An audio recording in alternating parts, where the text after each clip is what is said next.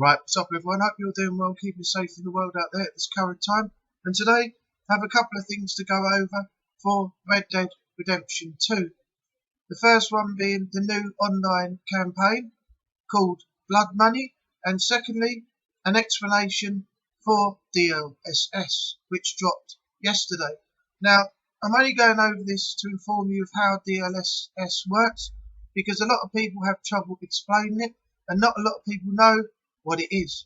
So that's why I'm just going to give a short explanation in a few moments. But before we do, just to go over what we've done in the previous videos. If you do like what you've heard today, leave a like, comment, subscribe if you're new, help support the channel. You can follow me on the social networking sites listed on the page also. And with all that out the way, let's get into today's video. Okay, so as of yesterday, just in time for summer, the Red Dead Online Blood Money update will bring brand new activities to Rockstar's Western Sandbox. But just like GTA Online as well, the in-game instructions for how to start Blood Money in Red Dead Online aren't always the clearest. So as what we know already, upon pre-release, the new missions send you to work for the Bronte crime family of Saint Denis, where you'll work for Angelo Bronte's second-in-command and underboss, Guido Martelli. Under his guidance, you're supposed to recover a valued commodity known as Capitale.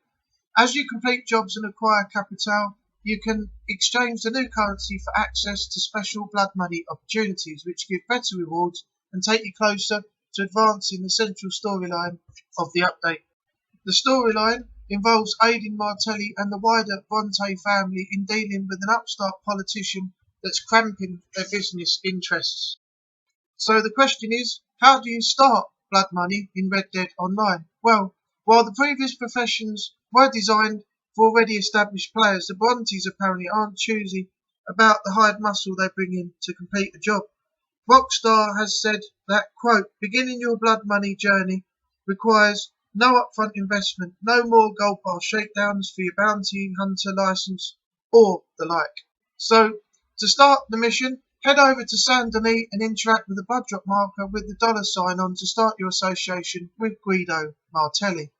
You'll find Guido in central Saint Denis in the Saint Denis Gardens. When you meet him, he will explain the meaning of Capitale and their place as bonds guaranteed by the Bronte family in exchange for services rendered. Your job is to recover all of the misappropriated Capitale across the West by completing missions. As we mentioned, collecting the Capitale will open up the showpiece Blood Money opportunities. So the question now is, how do you start Blood Money opportunities in Red Dead Online?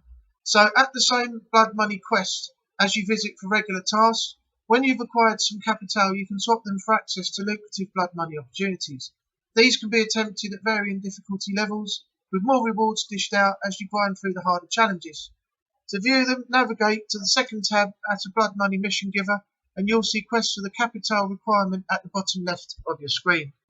If you prefer not to be an outlaw and that's not your style of play, you can take the naturalist profession and go hunting, as there is a map of legendary animals on there. And just to finish, you can gain Capitale by completing Blood Money missions in Red Dead Online. So following from your conversation with Guido, check the map in search of Capitale. Across the rest of the map, you'll see that some of the stranger missions scattered around the world will have changed their icons to match the Blood Money update.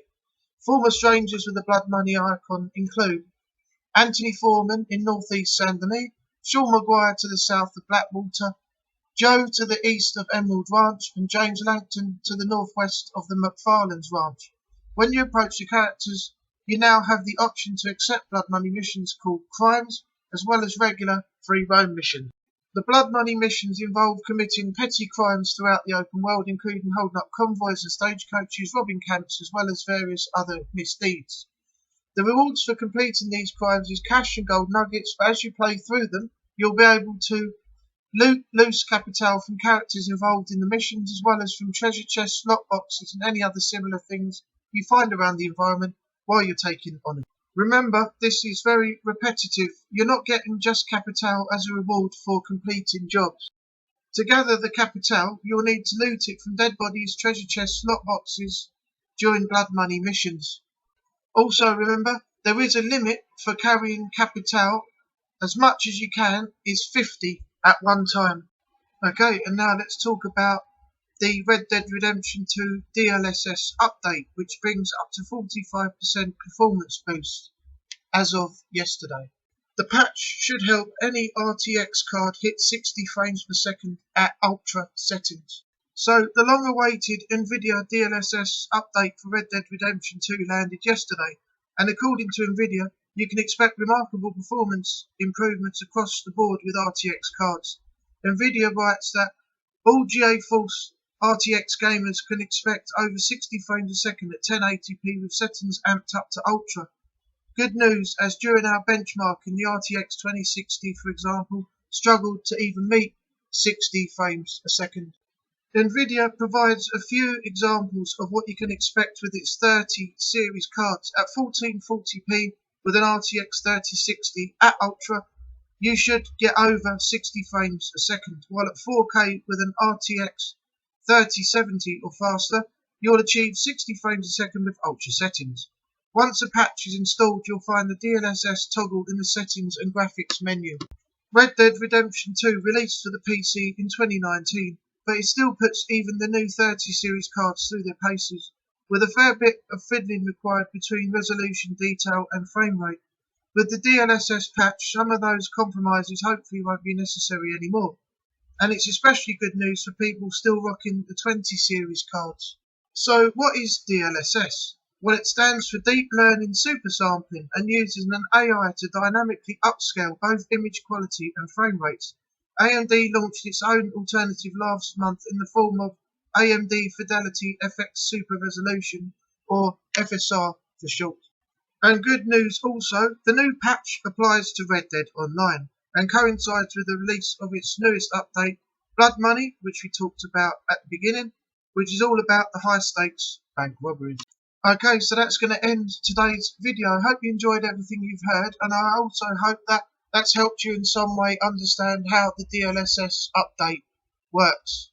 So just to recap, if you have enjoyed what you've seen so far, don't forget to leave a like, comment, subscribe if you're new, help support the channel. You can follow me on the social media websites listed on the page here. Also, thanks for watching, and I will see you on the next one.